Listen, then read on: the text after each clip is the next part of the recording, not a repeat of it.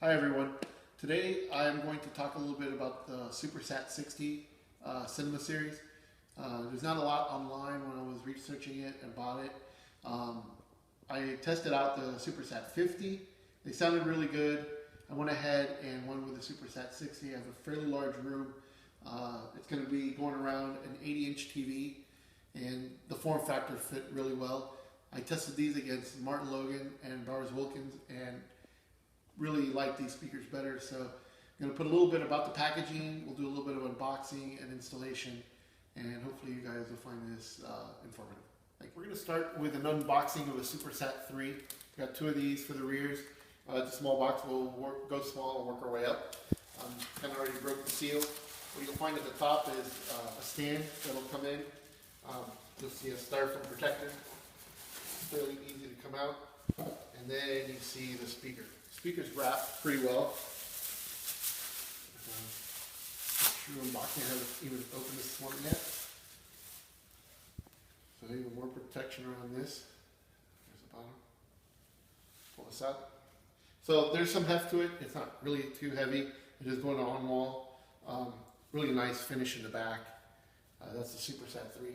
Inside you will find a manual. Inside the little envelope you'll see some padding that you'll use as like a little rubber feet. Goes up against the wall if you do the wall mount. And then along the side,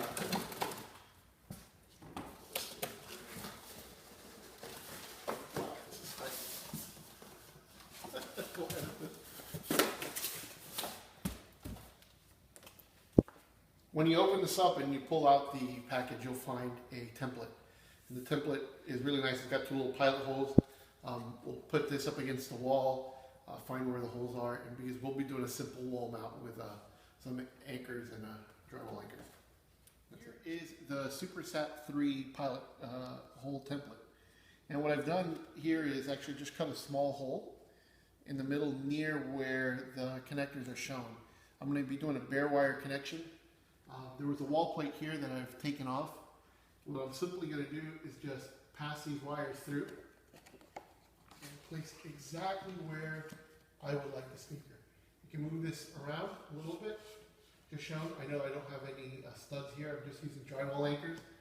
And you'll see there's little holes already cut out for you in the template, and you'll just simply mark in these holes where you start your pilot hole and just mount from there. It's fairly simple.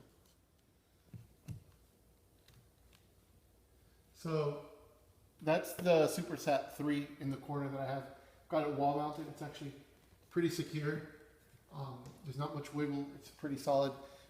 You can play around with the depth of the screw, and I count how many threads are exposed to measure the depth that I have to mount. I found that 3 threads on the screws that I was working would give me just enough play to slide it in there, and it actually compresses the little rubber grommets that come in and stick to the back of the speaker, and that makes it pretty secure.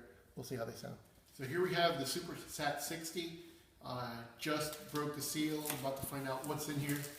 I know what's in here, but see how it's packaged.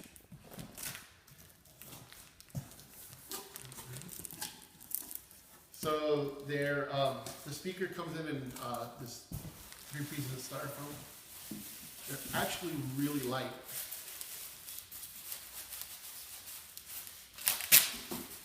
This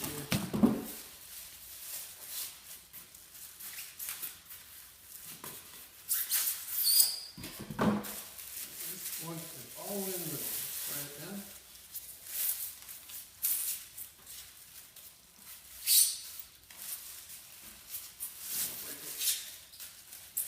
I have to keep that.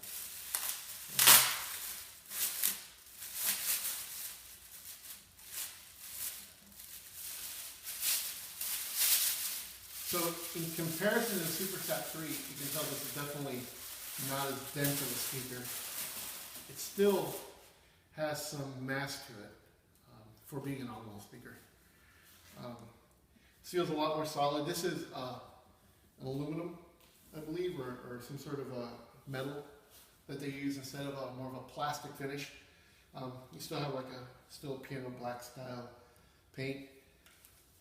There's a speaker. And the template should be here at the bottom. here's the template that we'll be using to mount the speakers on the wall surrounding the 80-inch TV. So there we are, installing the SuperSat 60, and I've come across one little complication that I thought I would share with you. One of the way that you connect the SuperSat 60 has two binding posts where you can come in on bare wire or use different spades or something like that. They're at the very bottom of the speaker. So when you mount them up, you got to bring the wire all the way down. When the house was built, this is a new construction, the installers actually placed cables and they placed these plates up here. And so I've had to remove these plates, drill a hole much lower than they were to keep it centered with a TV. It's still a pretty simple thing if you have your wires already in the wall, but just want to let you guys know that this is kind of low, so be aware when you're trying to pre-wire for these speakers. Continuing on with the installation, I finished the SuperSat 3s, the 60s on the left and the right of the TV, and I've just unboxed the SuperSat 60 center. You can immediately tell by it, it's packaged in the same way. The grill cover is different. If we were to pop this off, you can see the orientation of the ribbon style tweeter is different. So it's designed for the center channel. And hardware wise, you will actually see some pieces for the stand that come with this. This does not come with the left and right. So far we've set up the Super Center. We've got the SuperSats up top, and it's time for the big speaker. And it is the Forcefield 5. It's got a 12-inch subwoofer. It's pretty powerful. It's going to be a little bit difficult to record this, so what we'll do is we'll show you a picture of it once it's set up.